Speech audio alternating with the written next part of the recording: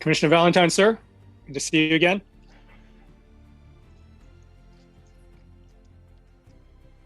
Minister Kang, how are you? How is everyone tonight? Hello, Singh. Minister Chen, how are you? Good to see you. Hi, good to see you. I was not sure if I was able to unmute, but good to see everyone. Great honor. Good to see everybody. Bienvenue, welcome. Hello, Consul General Sutter, good to see you. Yes, bonsoir à tous. Bonsoir, Hello. bonsoir.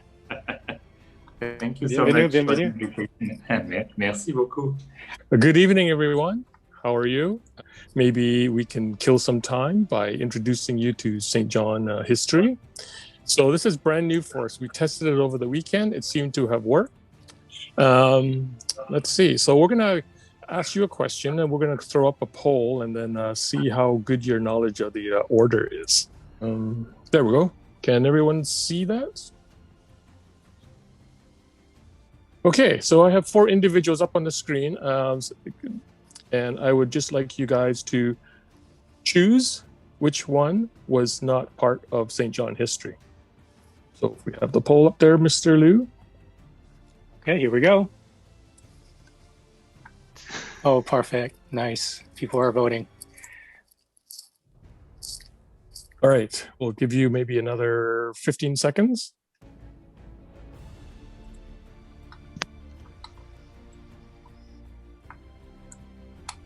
Okay, I guess we can finish there.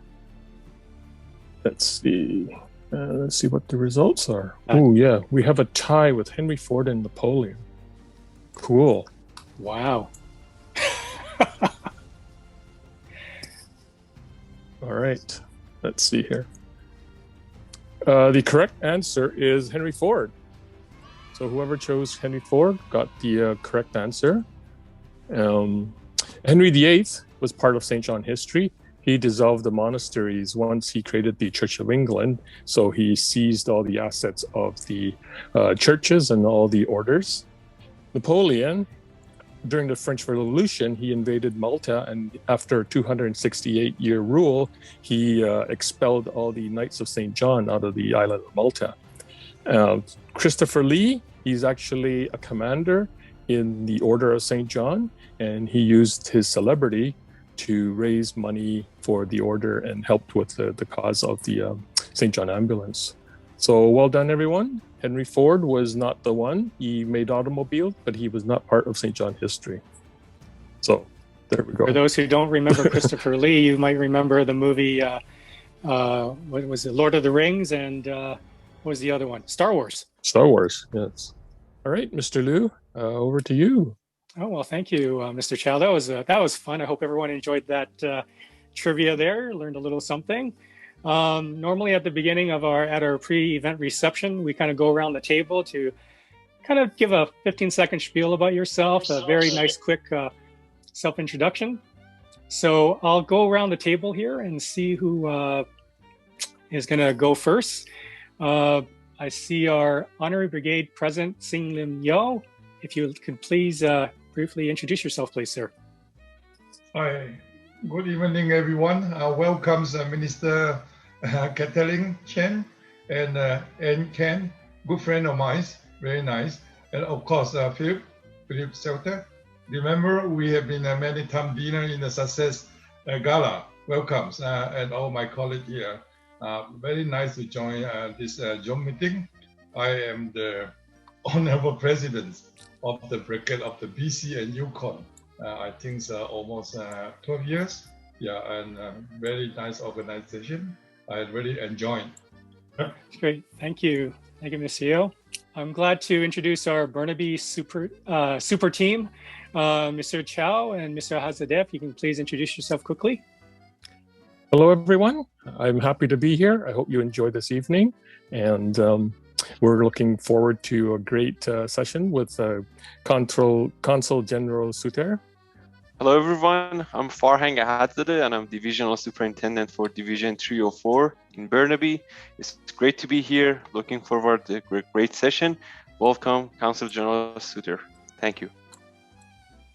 Right beside Mr. Ahadzadeh, I see Mr. Lowe. Hello, everyone. I'm Mr. Lowe. I'm the Leadership Development Officer at Division 389. Welcome, everyone from around the world. Bienvenue. Bonsoir. Thank you, Mr. Lowe. I see our dynamic duo, Ms. Ho and Ms. Huang. Good evening. My name is Eva Ho. I'm the admin officer. Enjoy tonight. Thank you.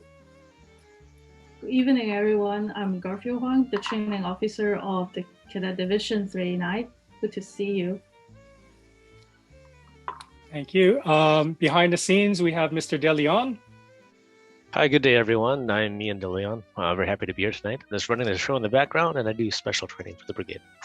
Thank you. Thank you, Mr. De Leon. I see our NCOs, Corporal Chen. Hello, everyone. I'm Corporal Chen, and it's an honor to have everyone here. And enchanté, Consul General Sutter. Thank you. Excellent. I see Corporal Ma. Good evening, everyone. My name is Corporal Ma, and I am part of Division 389C's training team. I don't really know French, so bonjour, Consul General. Okay, thank you. Corporal Butler. Good evening, everyone. I'm Corporal Butler from Division 389. I'm looking forward to hearing Consul General Sutter speak. Thank you, Corporal Butler. Corporal Yip. Bonjour, hello, good evening, everyone. My name is Corporal Alana Yip. I'm part of the training team here at 389, and I look forward to hearing Consul General Sutter's presentation tonight. Thank you, Corporal Yip. Provincial Commissioner Valentine. Bienvenue. I hope everybody's well tonight. I look forward to hearing Consul General's words of wisdom tonight, and I look forward to introducing him later. Thank you, sir. Right beside him is Consul General Sutter. Bonsoir à tous. Hello, everybody.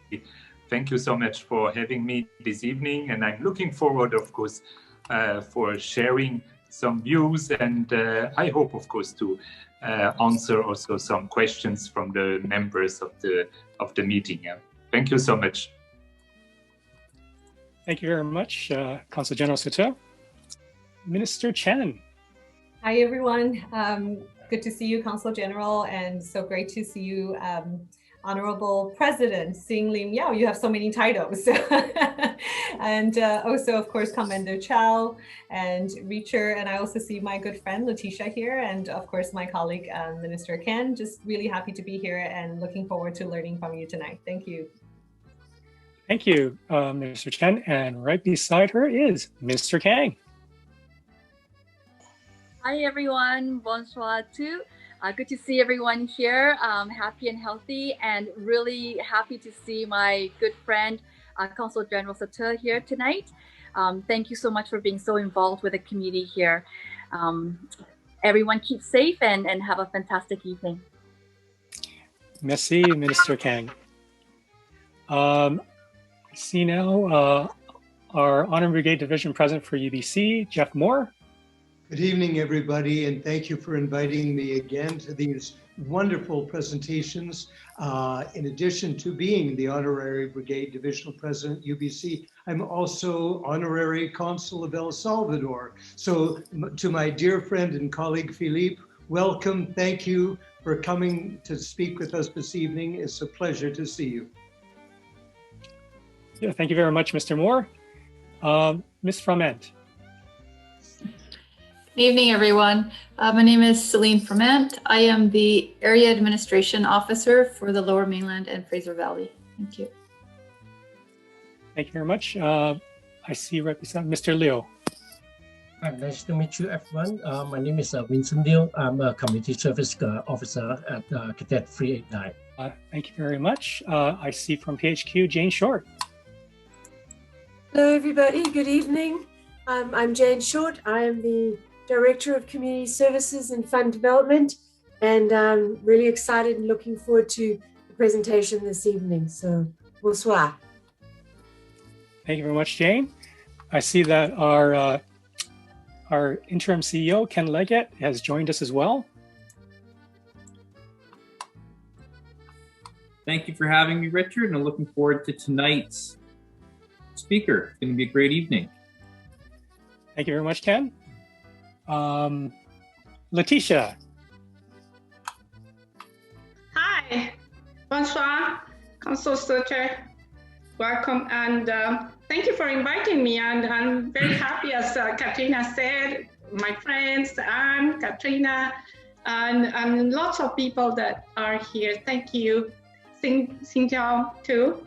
Thank you. And congratulations. Thank you. Well, thank you, Letitia. Oh, I see Rahul from PHQ is here too. Hello, everybody. It's me, Rahul, again. I work with Jane Short. I'm part of her team. So happy to be here and happy Francophonie Month. Well, thank you and welcome as always. So seems that we have a very good number here already. There's some who did not turn on their camera, so this is maybe the time you want to turn your camera on, because we will take some virtual photos as this is our everyday life right now for the last year of doing Brady Bunch style. Okay, here we go. Okay, look at your camera straight, please. And 3, 2, 1, cheese.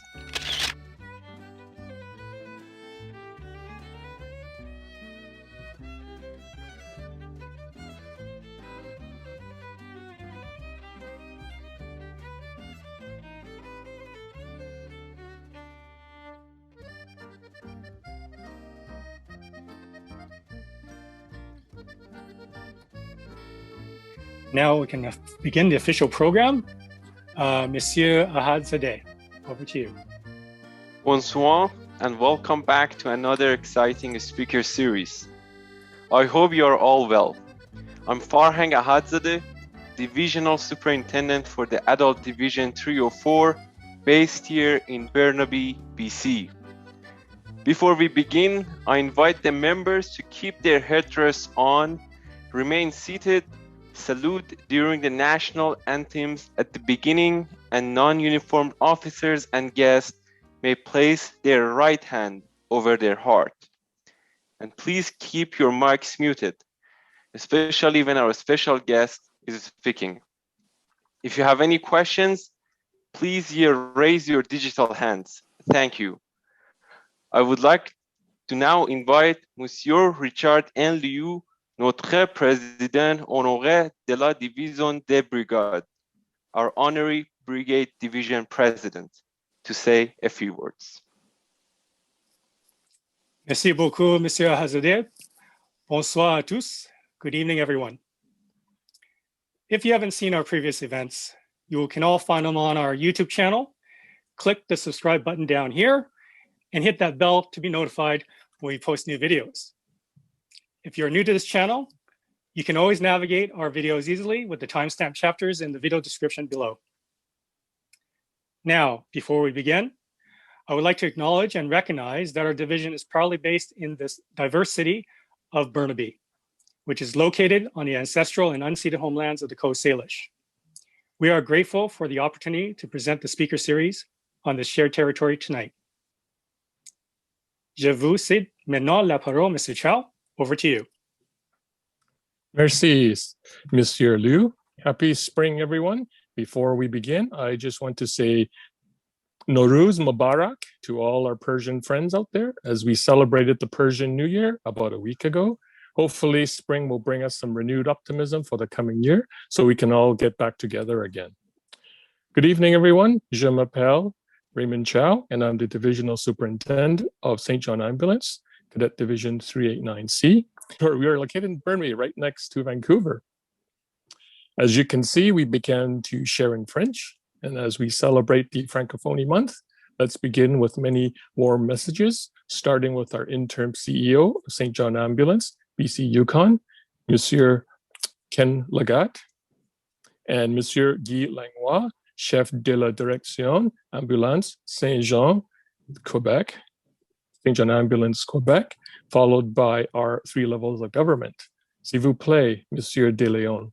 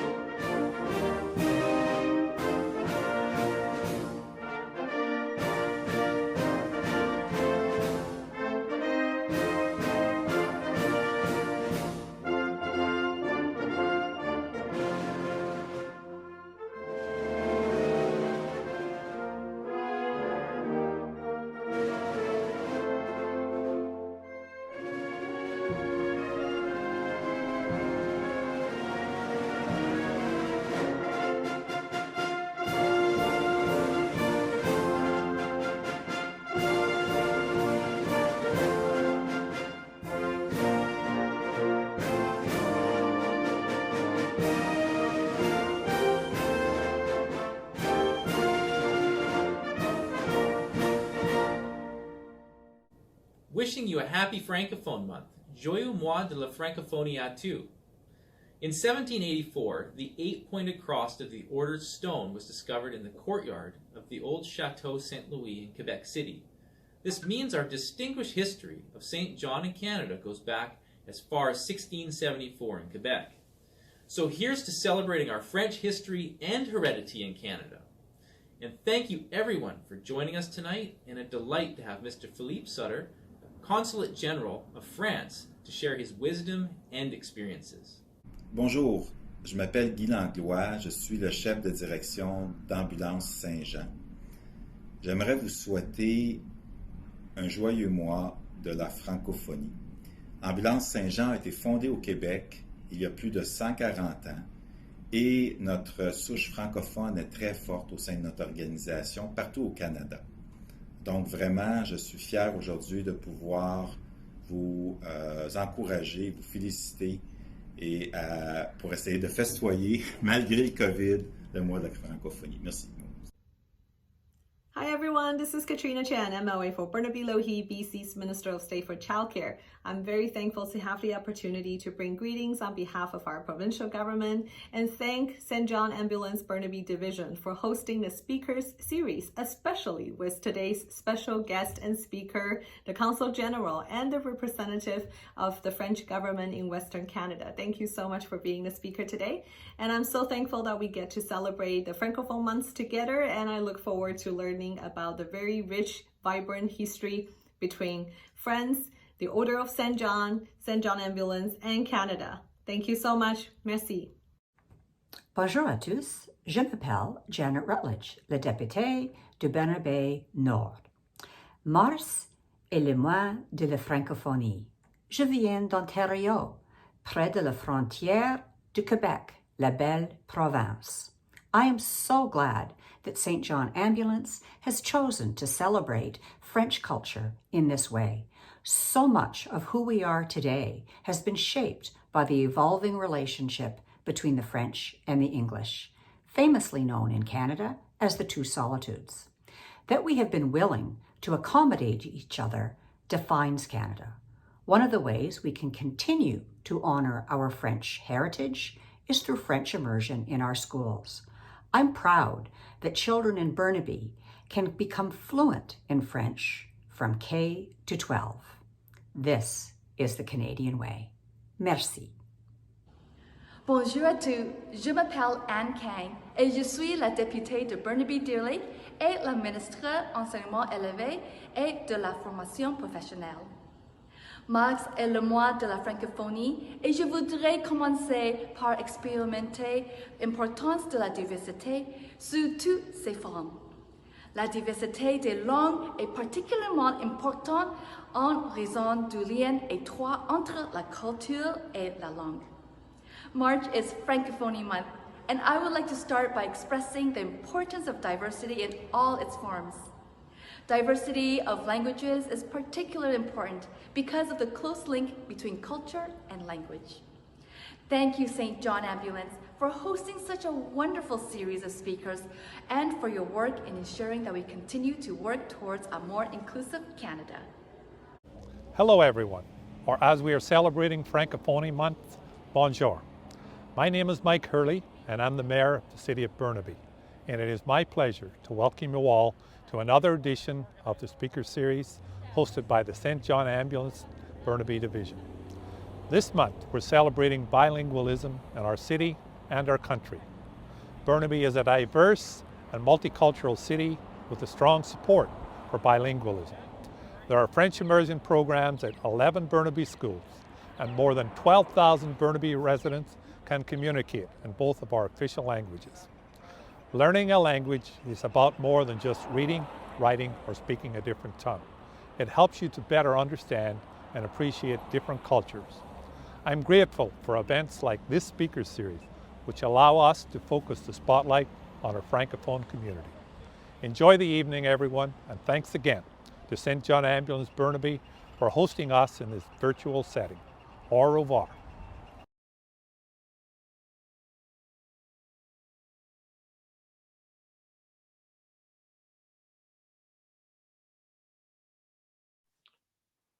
Très bien, thank you for the wonderful messages, especially to Monsieur Langlois. I would like to now invite Provincial Commissioner David Valentine to welcome and introduce our guest speaker, Consul General Sutter. Commissioner Valentine, sir. Thank you, Mr. Chow. Good evening, everyone. I'll have to tell you, Consul General, I spent 6 years in high school taking Latin, so I hope I don't murder your language too badly in my greeting, but I'll do my best. As we celebrate Francophone Month, it is my absolute pleasure to introduce our speaker tonight. Bonsoir, Consul General Philippe Sutter. Merci d'avoir pris le temps de votre honorable charge pour parler le nom bénévole et cadet et St. John's ce soir. I hope that wasn't too bad. Great pleasure to introduce our Consul General from France, Mr. Philippe Sutter, and please feel free at the end, you know you've got questions, and I've got one that I'm waiting to hear the answer to. Consul General, to you.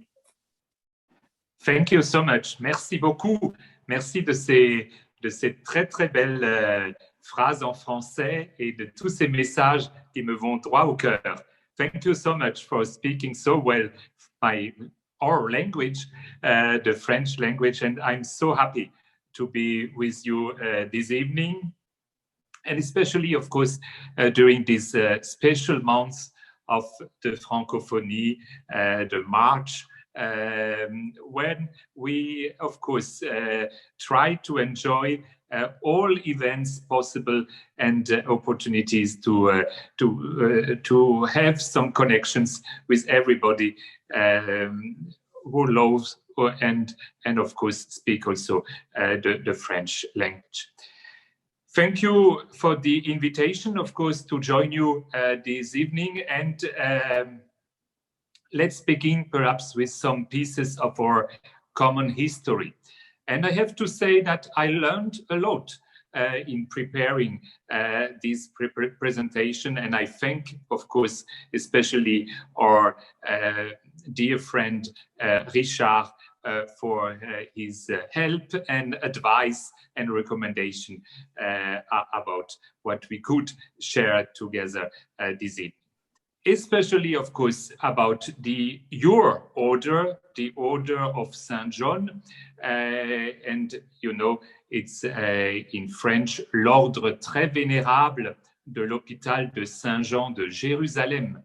So it's really a fascinating historical connection of Saint John and France over 200 years ago, and during, of course, the emergence of the Order of Saint John. we have to go back to the Crusades. The Knight Hospitallers fought alongside with the Knights Templars, and these people mainly built already at that time, of course, hospitals and treated the wounded pilgrims who were on their journey to the Holy Lands. This order of brothers were organized into 8 languages or tongues, les langues, representing the country or region they were from.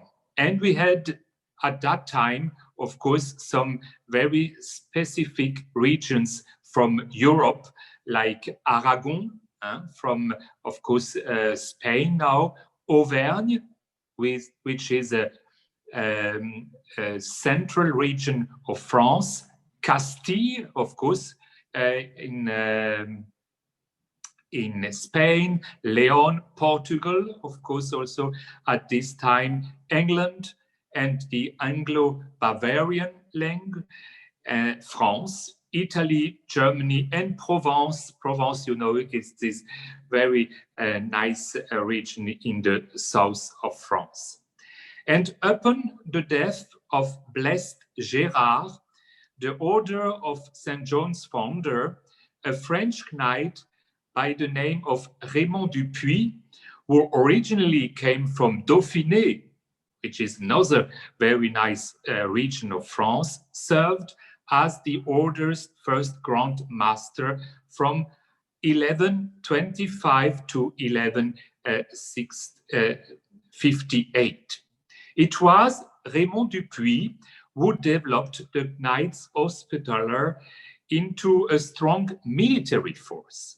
He divided the membership of the order into clerical, military, serving brothers, and established the first significant hospitaller infirmary near the Church of the Holy Sepulchre in Jerusalem. Upon the death of Raymond du Puy, France continued to play an important role as many more French knights would follow in his footsteps. I would just mention Auger de Balben and then Arnaud de Combe from Provence also, and then also Nicolas Lorgne, and Roger de Moulin, Geoffrey de Donjon, Bertrand de Tessy, to name a few of my fellow citizens from that time. An early historical reference was the Hospitallers of St. John, Knights of St. John, of course, Knights Hospitallers, who provided care to the poor and sick of any faith. Had the headquarters of the Order of St. John moved and located to Malta in 1530, where it governed until it was expelled by Napoleon in 1798. We had already a piece of this history at the beginning of our meeting. Napoleon had been en route for the Egypt expedition while eluding the British Royal Navy at that time and invaded Malta. But a combination of the Grand Master of the Order for not preparing for the defense of the island and the rules of the order prohibited fighting against fellow Christians, and many of the French members of the order did not want to fight against the French forces. So the order negotiated a surrender to the invasion. And then in the 1820s, the Knights of Malta, a faction of the order, emerged in France and moved then to Britain in the early 1830s.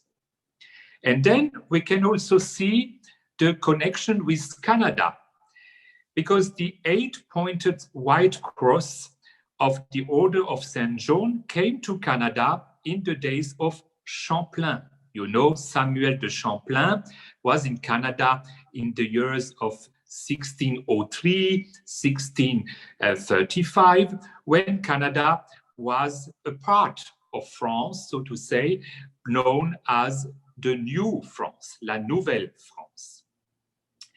And the Knights of Malta held high positions in the New France, actually in Canada, including the governor of New France, who was Charles Huot de Montmagny from 1636 to 1648. In 1635, Isaac de Razilly, the Lieutenant General of Acadia, today's maritime provinces, applied to the order headquarters in Malta to organize a branch of the order at Port-Royal. He made this offer in a letter to François-Antoine Paul, who was Grand Master at that time, at the beginning of September 1635. Committed to fortifying Malta, the headquarters could not help out financially, and unfortunately, the plan for a base in Acadia was abandoned. But the presence of the Order of Malta in Acadia did not end with the death of Commander de Razilly, who is buried at La Havre.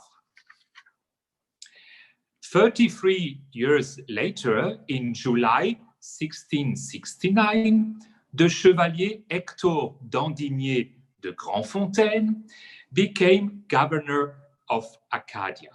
This former officer of the Carignan-Salière Regiment had served in New France between 1665 and 1668. It was who accepted the return of Acadia to France following the Treaty of Breda, and he remained to administer this part of Canada until 1673. It would be another 250 years before the order was permanently established in Canada. The very first Canadian branch of St. John's Ambulance, and you know this better than me, to teach first aid courses was established in 1883 in Quebec City, so more than 130 years ago. But as you can see, the Order of St. John has over 400 years of history in Canada. And if I not mistaken, 2021 is the 75th anniversary of Canada becoming a St. John Priory, an autonomous entity within the St. John International, and it is also the 110th anniversary for BC as a provincial of St. John Council. So happy birthday to all of you and to the wider community in this wonderful history. Let's perhaps now talk about what we have also in common, which is, of course, the French language, and especially, of course, this month. This month of March is, as you know, the focus for Francophonie months. And the rich history of our common language is something which is of very dear to us, and I know to all of us. Actually, you know, we are part of a bigger family. It's not only France and Canada, but we are actually 88 French-speaking states and governments representing 1.2 billion inhabitants, including 300 million speakers, and account for 16% of the world's economic wealth. The Francophonie in figures today, it's once again these 88 states and governments, 300 million French language speakers, the 5th most spoken language in the world. 48% of French speakers live in Africa, of course, and 80 million people talked in French. After France, Canada, as the federal government, is the second largest contributor to the International Organization of la Francophonie. We have this family put together in an organization called l'Organisation Internationale de la Francophonie. And this organization is very important because it implements political, educational, economic and cultural cooperation between its member countries at the service of the population. A meeting point for all lovers of the French language in France, in Canada, and around the world is this month, and sometimes, as in France, we have a special Semaine de la Francophonie, Semaine de la langue française, a special week in March, and this year taking a resolutely digital turn like today with you. And it's in France, a writer and journalist, Leila Slimani, whose novel La Chanson Douce had a wonderful prize in 2016, was the godmother of this special edition of 2021, placed under the theme of Un bol d'air, some fresh air. And you know, in this pandemic, we need some fresh air. Born on the initiative of the Ministry of Culture in France, this French Language and Francophonie Week aims to celebrate the language of Molière, of course, this very famous writer from France, but also that of Senghor and all the diversity of its expression. It is anchored in 5 continents, and this is very special for this specific language to be used in 5 continents and mobilizes more and more players and partners. In Canada, you know, people whose first language is French represented around 7.4 million people, actually more than 1 million outside Quebec, or 22% of the overall population in 2016. In the West, the number of Francophones is over 160,000 people, and it's broken down as follows. We have roughly 80,000, 2% of the local population in Alberta. We have 65,000, 1.4% in British Columbia. We have roughly 15,000, 1.3% in Saskatchewan, and we have 4.6% of the population in the Yukon and 3% in the Northern Territories. So you see some differences, but of course, these figures, they are from 2016.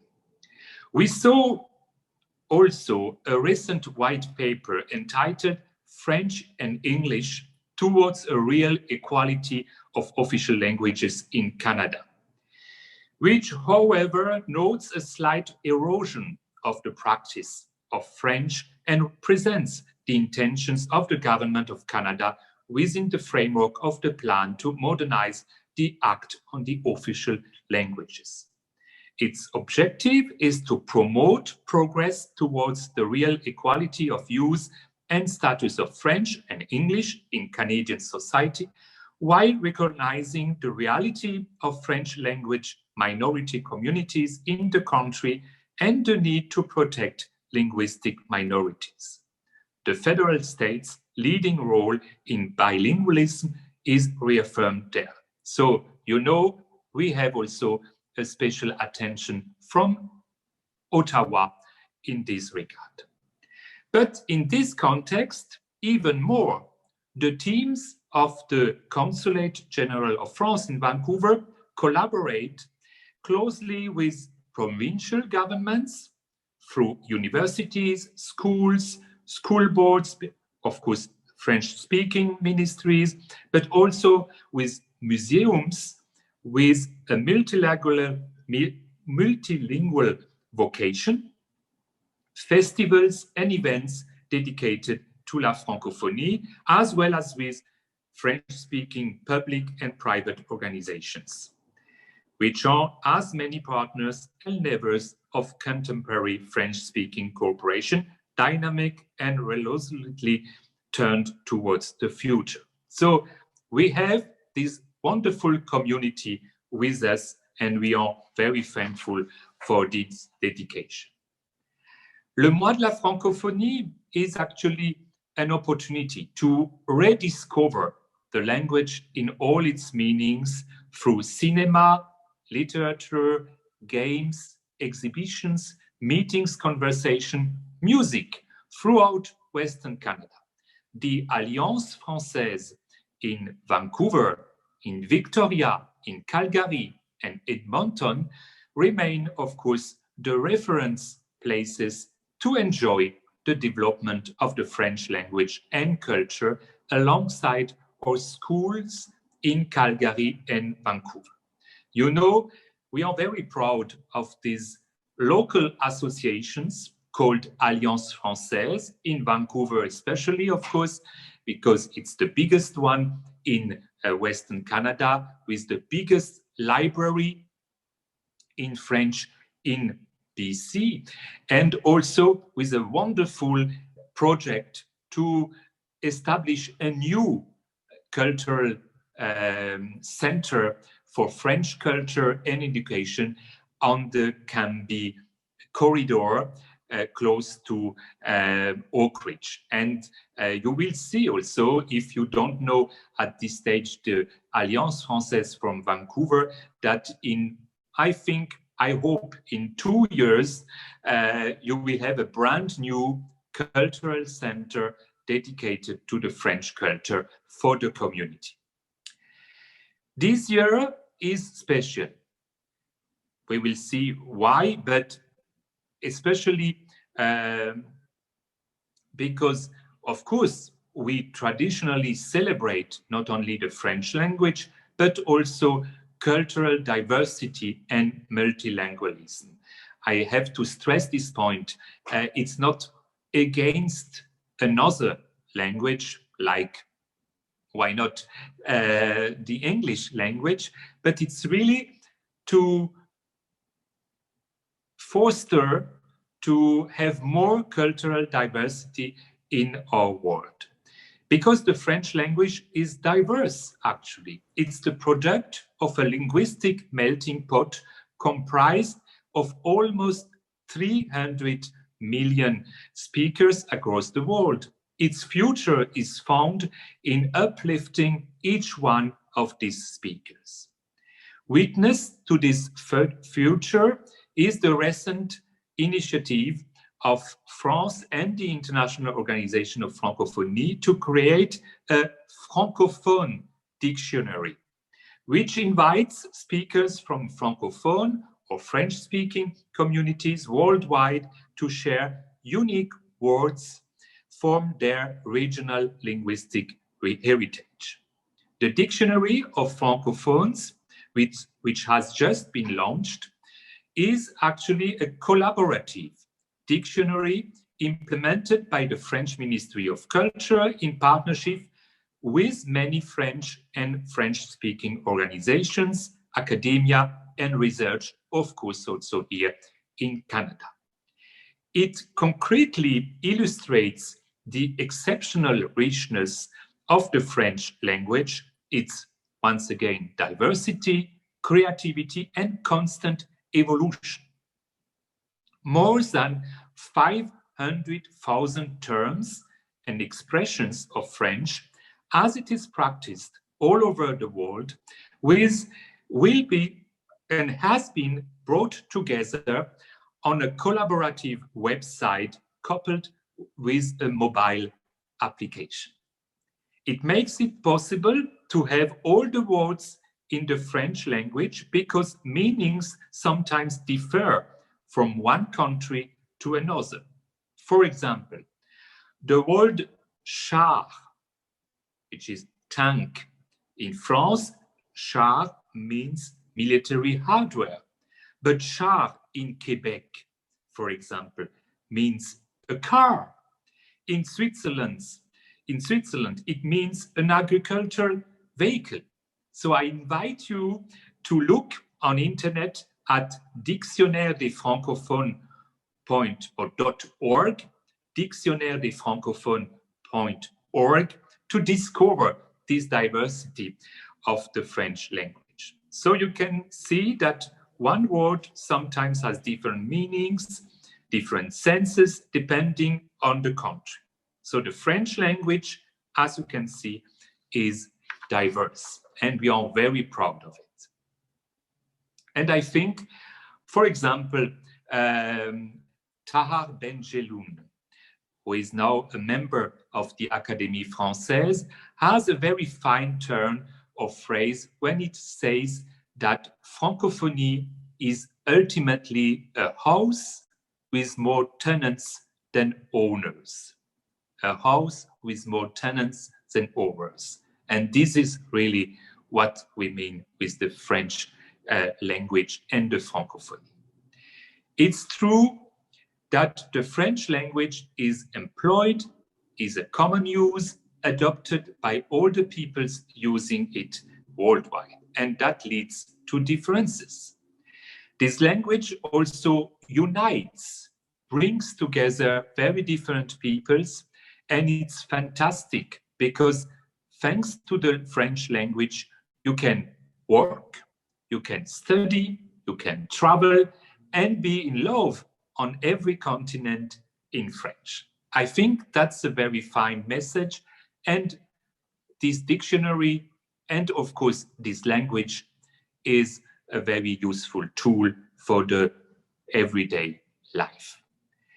The French language ranks third for business. It's the fourth most used for international communication and the fifth most spoken in the world.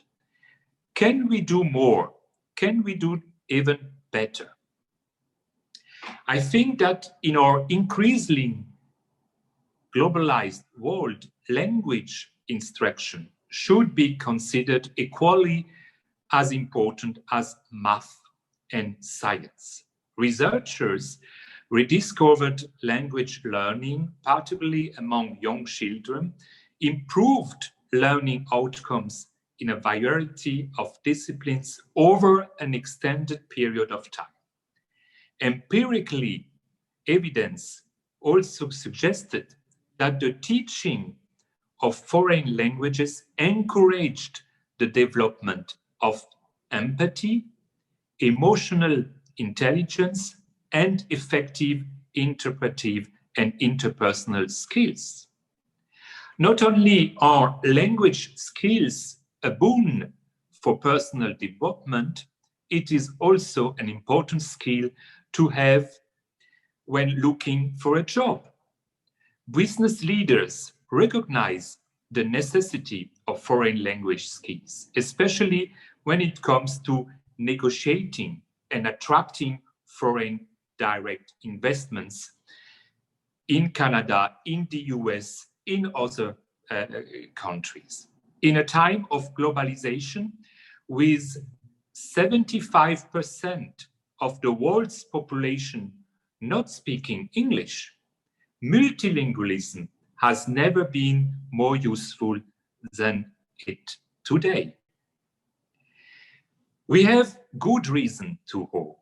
Linguistic diversity is deeply embedded within the fabric of Canada, for example.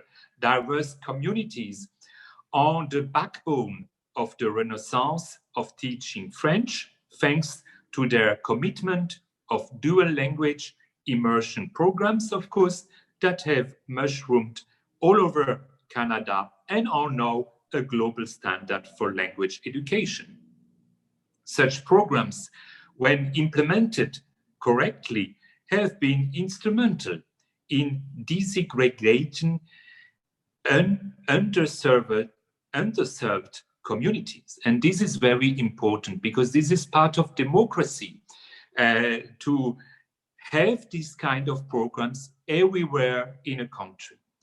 And I would add to that our action here in BC, for example, but also in Alberta, in other provinces of Canada, to foster more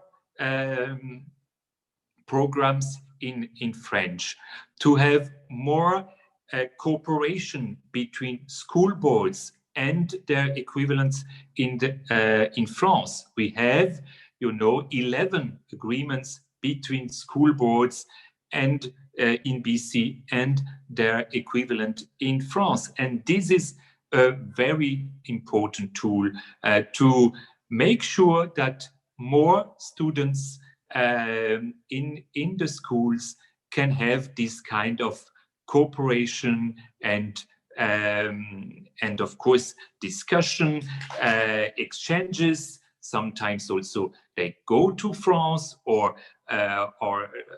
French students are coming here in Canada and in BC.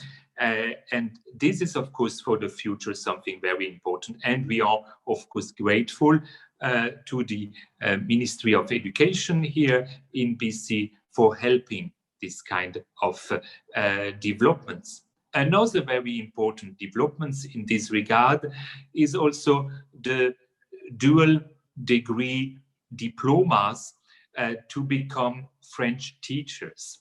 And we have this between SFU and a university in France, which is the University of Tours. And thanks to this collaboration between universities, we have more and more French teachers and teachers in French here in BC. And this is also something very important for the future. These are a very concrete action to improve, of course, the situation and to have more French-speaking people. These developments support the teaching of French, which is in many ways the language of the future. You know that French speakers will reach 700 million by 2050 to become the second most spoken language in the world. So you see with the perspective why it can be interesting to learn and to speak French. This will dramatically impact also the labor market for the reasons that we already saw together. Research shows that the number of positions requiring a mastery of French has more than doubled between 2010 and 2015, for example. According to the American Council of the Teaching of Foreign Languages, French is the third most in-demand foreign language among US employers. This is already a reference. We hope to highlight the role of French in the professional world by giving an opportunity to students who have been unable to study abroad and make in-person connections because of the pandemic. And this is, of course, one of the major challenges today. We have, of course, to come to the digital world because we have got to make all content visible in French, in the French language, in the digital world. And this is also a very interesting development of the French language to have this in the digital world also.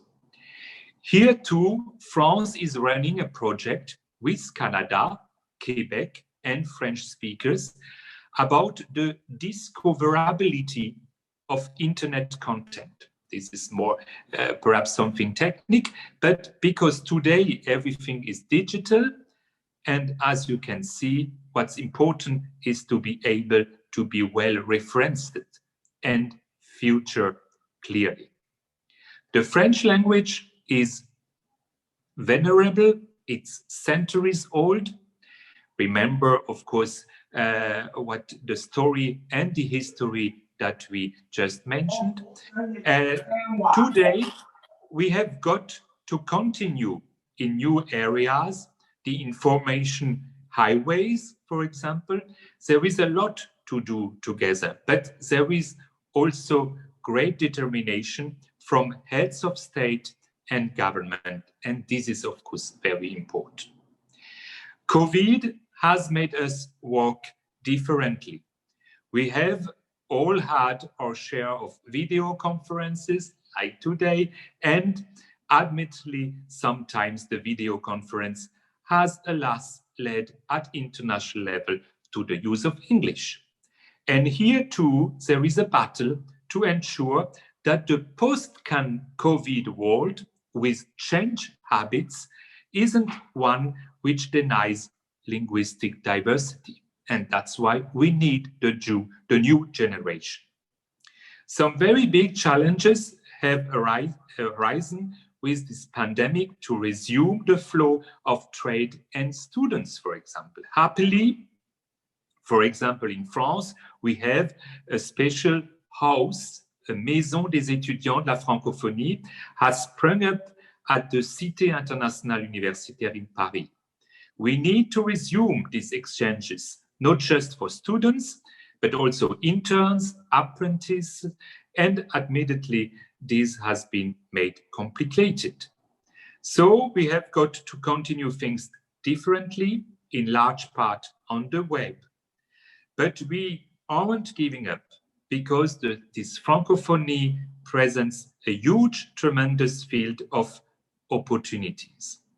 Imagine yourself on 5 continents with this ability to communicate, to share, to exchange, to trade, to work, and to enjoy culture in French. I think it also is a vehicle for the economic world to boost this economic Francophonie, and we will see this more and more, for example, between Canada and Africa, for example, with the figures that I just mentioned. Everyone is fortunately moving in the same direction. Whether we like it or not, current students will live and work in an increasingly interconnected world in which foreign language skills will be more essential than ever.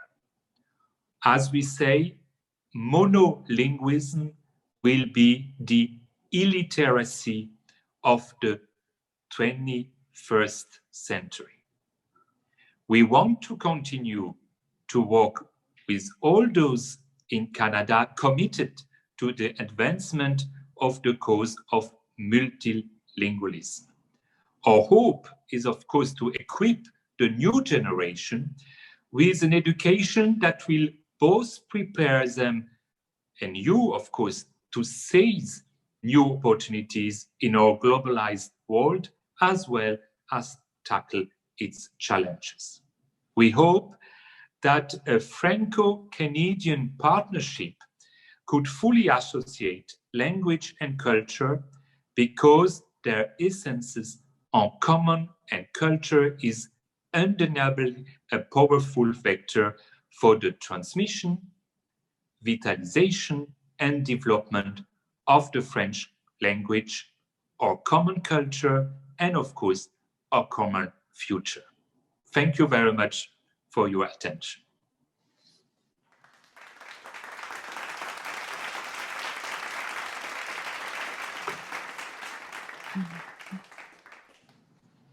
I'm now ready to answer your questions. Merci, Consul General. That was a very informative presentation. I'm the Divisional Training Officer from Division 389, Garfield One. Yes, now our cadet is ready to have some questions for you. I'd like Corporal Yip be the first one. Thank you for your informative presentation, Consul General. I would like to ask you tonight, was working in the Foreign Service always your first choice, and what made you choose it? Thank you so much. Yes, I would like to share my experience in this regard. Actually, when I was at school and at high school, my preference was history, geography.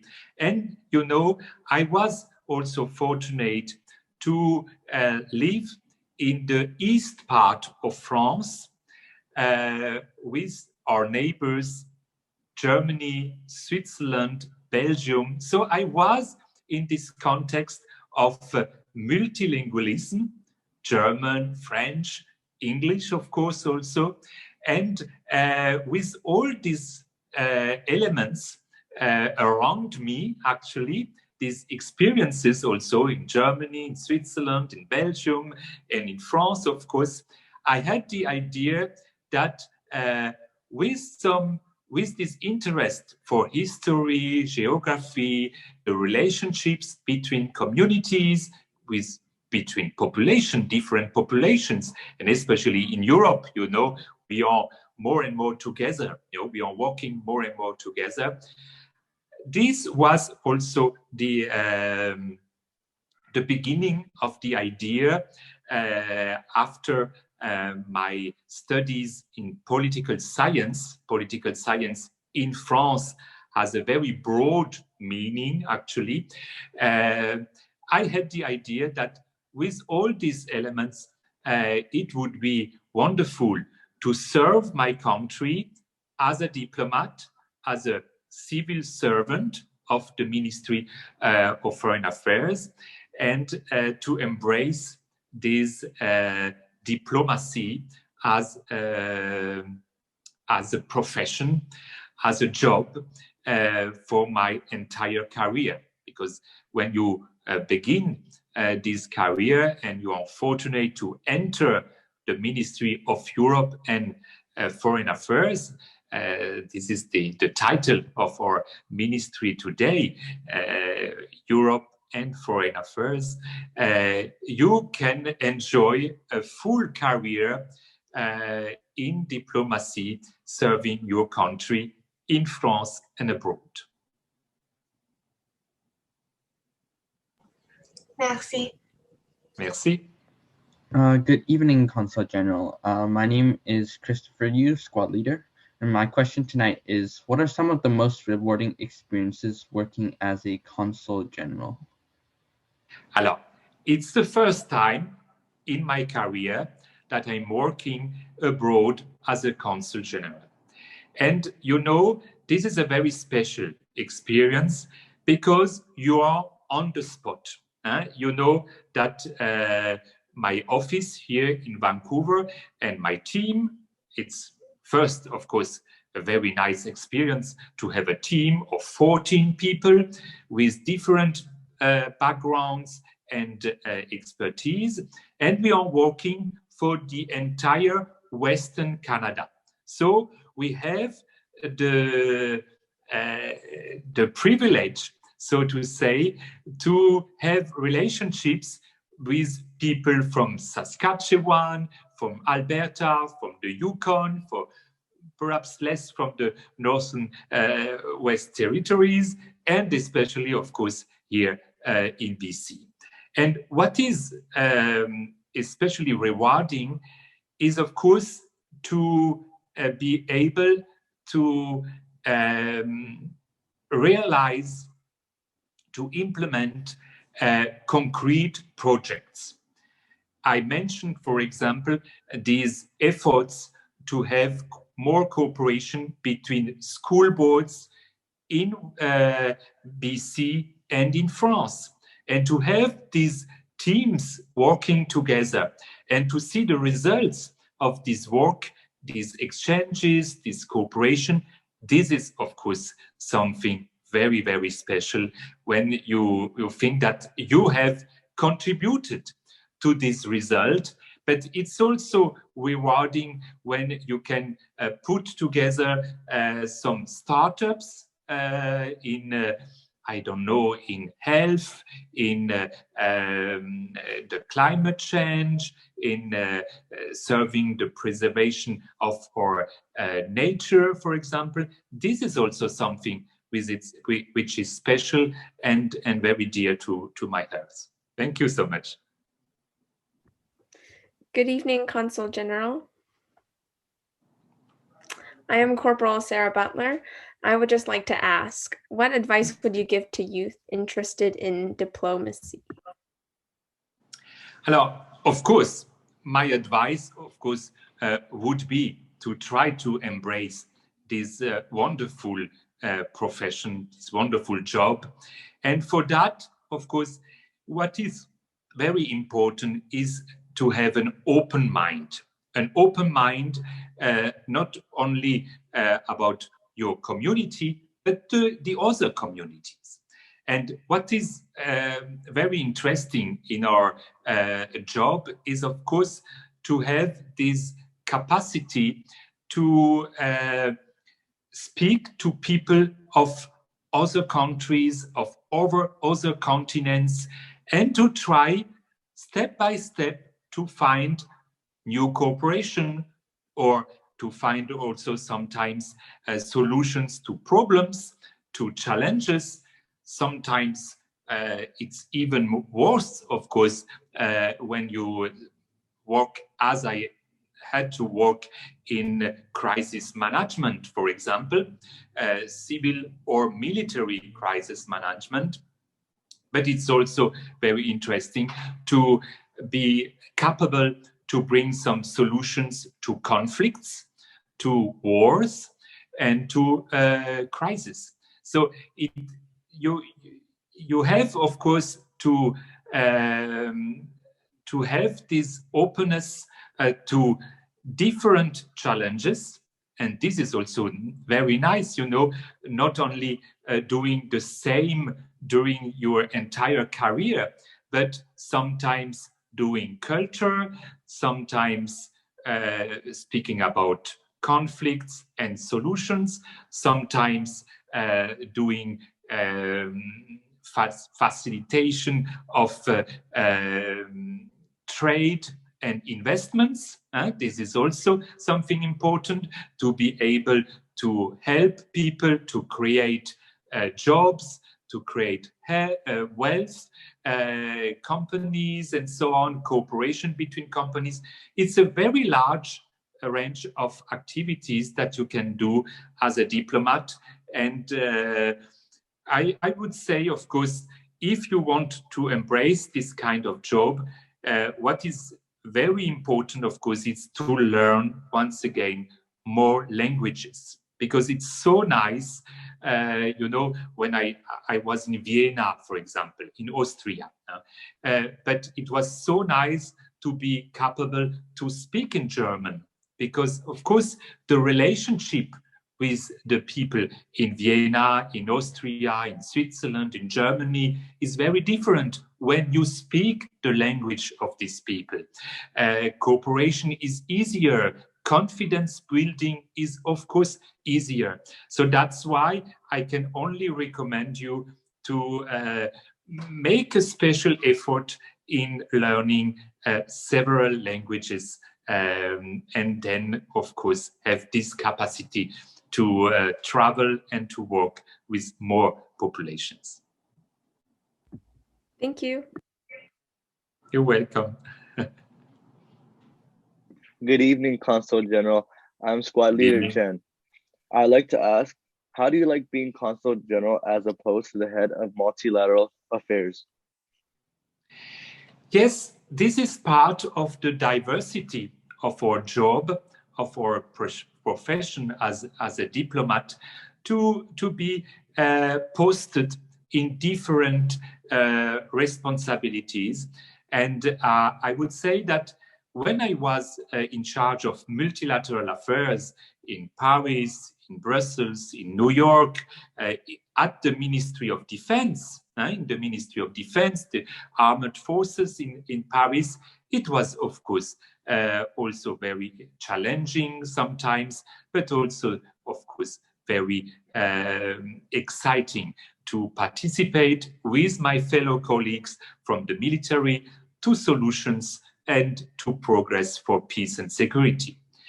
Here, as Consul General, it's different. It's different because you are not in charge, of course, of peace and security, but it's another kind of objectives is to put together more people working together, once again, for the economy, for business, and this is also important, you know, to open different perspectives, diversification of markets for companies in BC, to have this possibility to trade, to invest more easily to France, to Europe, and for that, my colleagues who were in charge have negotiated a free trade agreement between Canada and Europe, for example, the European Union.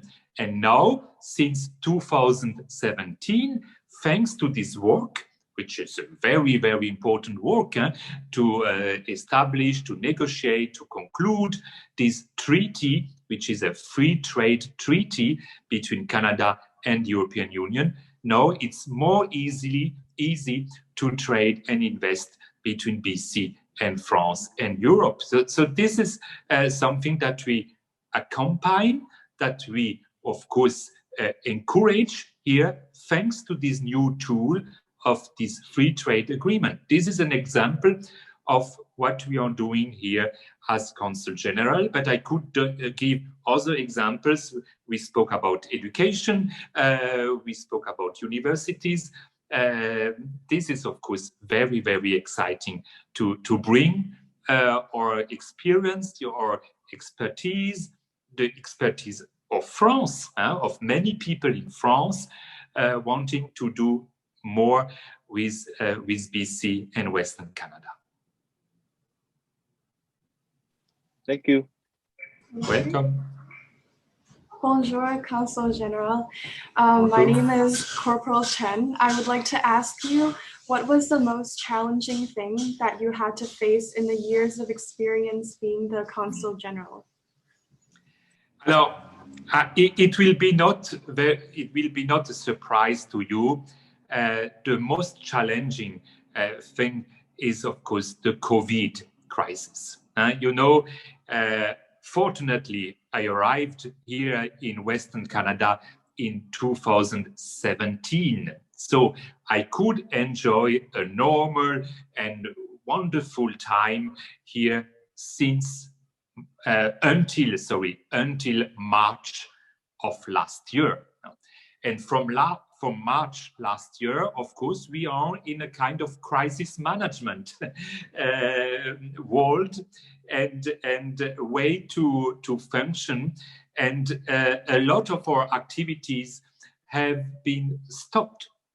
For example, the mobility of researchers, the mobility of professors, it's no more. It was completely shut down, and this is, of course, very, very painful.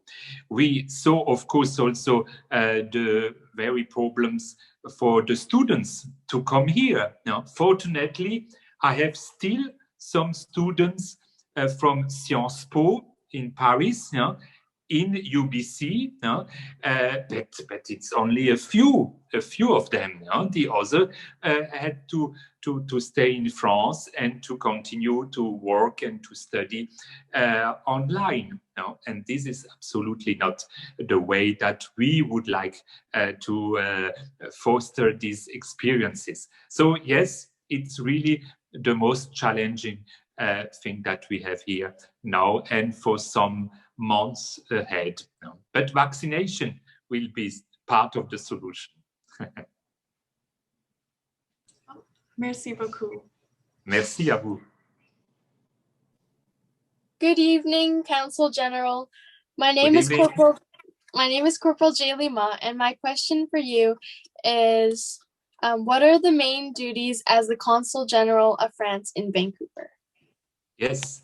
Alors, the main one, the first one, the priority, I have to say, is of course to serve the French community. You know, we are very fortunate in Canada and in Western Canada to see an increase of French citizens here in BC, in Alberta, in Saskatchewan, in the Yukon also. And we are here as a city hall for these people, a city hall for their documents, passports, ID, and also for their normal life when they need, of course, some administrative documents from France. We are here at their service. So this is, of course, the main part. And this is not only the transcription of marriage, birth certificate in the French civil registry, but it's also voting, because we as general consulates, we are part of our democracy. So we give the opportunity to people from France abroad to vote as people in France. So this is also something important. And you know, in France, you have a lot of elections. Roughly every year we have an election. We will have one this year, and next year, you know, in 2022, there will be the presidential election, you know, because we have this every 5 years. And we will organize elections for our citizens here also in Western Canada. We are also helping French citizens who need a scholarship in the French schools, in Cousteau, in North Vancouver, or the lycée in Calgary. And we assist French citizens during natural disasters and, of course, perhaps earthquake. And for that, we have to prepare ourselves. So it's also a work of preparation for a crisis management. Of course, here it will be a natural disaster. So this is, of course, the main services. But from that, of course, we have a lot, thanks to all our partners here in the cultural, education, universities, research, and business communities. Thank you very much, Merci. Merci. Now I'll pass it off to Ms. Huang, who has the final question, which is, I think, by far the most important one. We will see. Thank you. Yes, Mr. Sutter, as our divisional tradition, we always save this most important question for the night at the last. So please listen it carefully and answer it with your heart. Now today, I'd like our junior cadet from Vancouver Division 751C, Samantha Chu, to have you these questions. Thank you. Bonjour, Mr. Sutter. Bonjour. Quel est votre saveur préféré de crème glacée? Voila. You're right. You're right. This is very, very important. You're right. And you know, we love gastronomy. We love to share meals, to share good foods with our friends, and especially the new generation. And you're right. I have to say, I think it's the lemon, which is so nice and could be so fresh and give us so much energy. So I would say the lemon is the one that I would choose, but we have a diversity of that. And for that, if I can, I would encourage you to use a new app, a new application, which is called Mapster, France in Western Canada, when you can locate every bakeries, restaurants, stores representing the French culture and gastronomy. So don't hesitate to use these new apps of Mapster, France in Western Canada, and it will be certainly a wonderful opportunity to discover this gastronomy that we share together. Thank you for the question. Merci. Merci. Bonsoir. Consul General Sutter, we sincerely appreciate your answers to all the questions posed by our members. Do you have any closing remarks? Yes, just to once again, thank you for your time. Thank you for your interest, of course, in our relationships between Canada and France. You saw it's very diverse, it's very dynamic, and we should continue on this path. And I wish you, of course, good health. This is, of course, what is the most important in these very challenging months. And please think always what I could share with the French community in French, the French language, the French culture. We have so much to share together. And here in Vancouver, in Burnaby, in BC, we are very encouraged by communities and associations and groups like you. And we want always to do more together. Thank you so much.